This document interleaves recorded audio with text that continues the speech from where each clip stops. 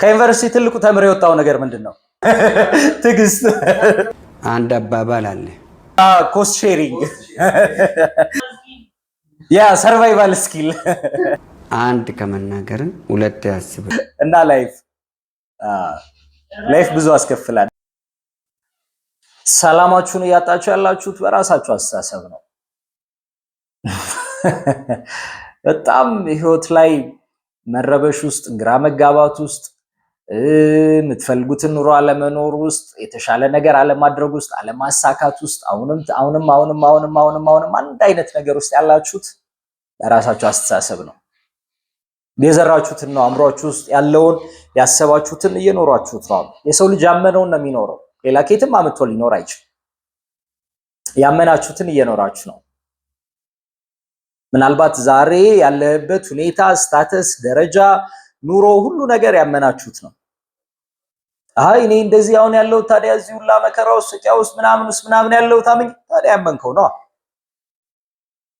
ማመን የሚገለጸው በኑሮ ነው። ኑሮ የሚያሳየው ያመንከውን ነው። ስለዚህ በገዛ አስተሳሰባችሁ ነው ህይወታችሁ ወደፊት የሚለው ወደኋላ የሚለው የሚፈጥነው የሚጎተተው በምትፈልጉት ልክ ከፍ የምትሉትም የምታንሱትም ያላችሁበት ጋር የምትቆዩትም የምታድጉትም የትኛውንም ነገር የምታመጡት ባሰባችሁት ባመናችሁት ከዛ በኋላ በተገበራችሁት ልክ ስለሆነ ስለዚህ ያመናችሁትን እያገኛችሁት ነው።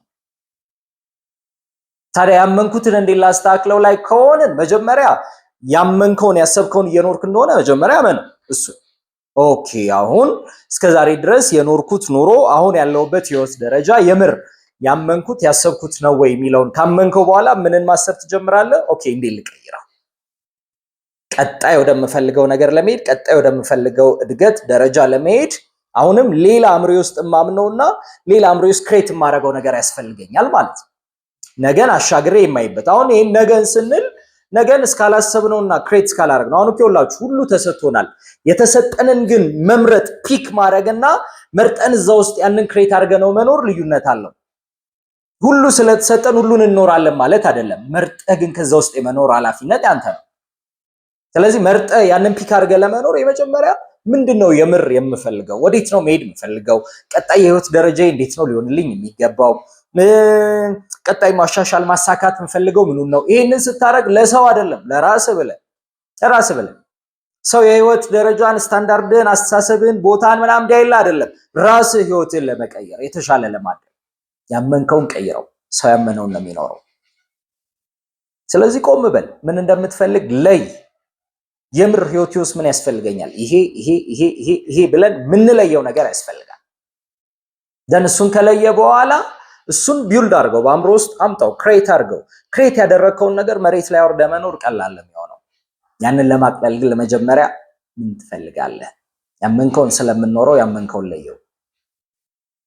ለየው። በዛ ውስጥ ወደምትፈልገው ነገር ስለምትሄድ። ስለዚህ የሰው ልጅ የእምነቱ ውጤት ነው። ሌላ ከየት ምንም ልናመጣ እንችል። የእምነታችንን ውጤት ግን ኖረዋለን።